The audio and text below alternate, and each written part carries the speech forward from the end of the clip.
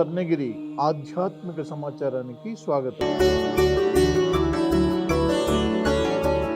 శ్రీ క్రోధినామ సంవత్సరం, ఉత్తరాయణం, పుష్యమాసం, కృష్ణపక్షం, హేమంత ఋతువు, నవమి, గురువారం, జనవరి 23వ తేదీ. అఖిలాండ కోటి బ్రహ్మాండ నాయకుడైన స్వర్ణగిరి శ్రీ వెంకటేశ్వర స్వామి వారికి ప్రాతకాలంలో అర్చక స్వాములు సుప్రభాత సేవను నిర్వహించడం జరిగింది.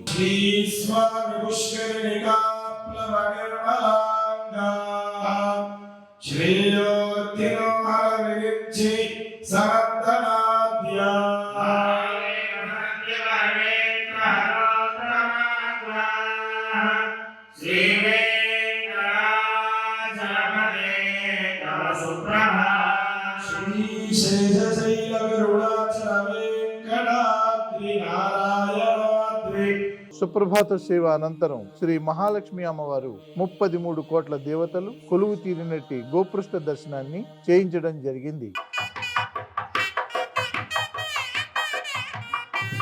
ఈ రోజు 5:45 శ్రీ వెంకటేశ్వర స్వామి వారికి నిత్యారాధన నిమిత్తం అర్చక స్వాములు వేద మంత్రోచ్చారణలతో సువర్ణ బిందె తీర్థమును బంగారు బావు నుండి తీసుకువచ్చారు. పద్మావతి గోదాదేవి సమేత స్వర్ణగిరి వెంకటేశ్వర స్వామిన కృపయా.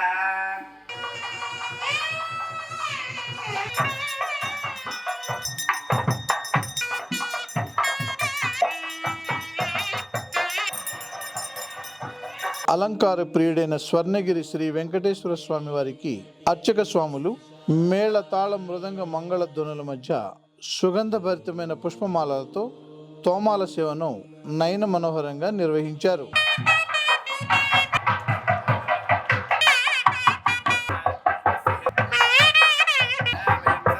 ఉదయం 7 గంటలకు శ్రీ వెంకటేశ్వర స్వామి వారిని మణిమయ శోభిత స్వర్ణాభరణాలతో పరిమళ భరిత పుష్పమాలలతో అలంకరించి అనంతనామధేయుడైన శ్రీ స్వామివారికి సహస్రనామార్చన సేవను ఘనంగా నిర్వహించారు.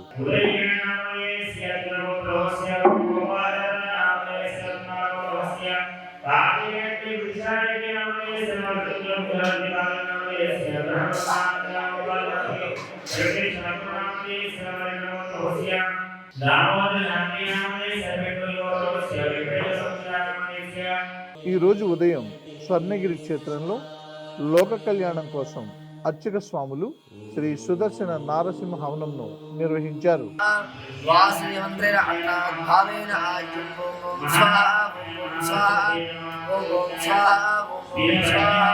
కలియుగ ప్రత్యక్ష దైవమైన శ్రీ వెంకటేశ్వర స్వామి వారికి ప్రతి గురువారం తిరుప్పావడ సేవ జరుగుతుంది. సకల ప్రాణికోటికి ఆహార కొరత లేకుండా ఉండడం కోసం శ్రీ స్వామివారికి 450 కిలోల అన్నప్రసాదాన్ని, పులిహోర, లడ్డు, వడ తదితర పిండి వంటలను నివేదన చేసి అర్చక స్వాములు వేదోక్తముగా అర్చించి కర్పూర మంగళహారతులు సమర్పించారు.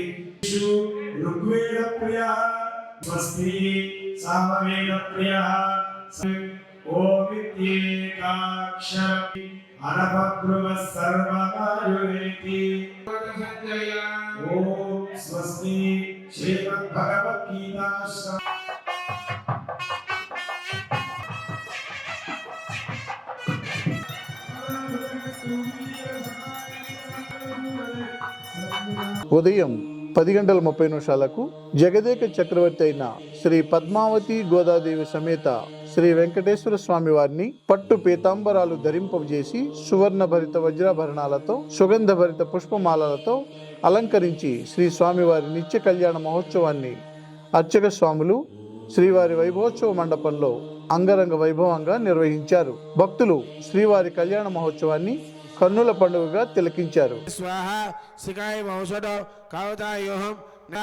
శ్రీవత్స కౌస్తుభ చక్ర శ్రీమతే సుదర్శనాయ నమః జయ జయ శ్రీ స్వర్ణివ పునాదు నిగమాంతర సందర్శయామి గోవింద శరవాయ ఆయుష విగ్రహే ఆదినారాయణ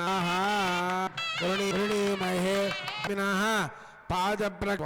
పాదాలని కడు కాక అష్టదండ దండో తంబి సావధాన సావధాన ప్రాతుదే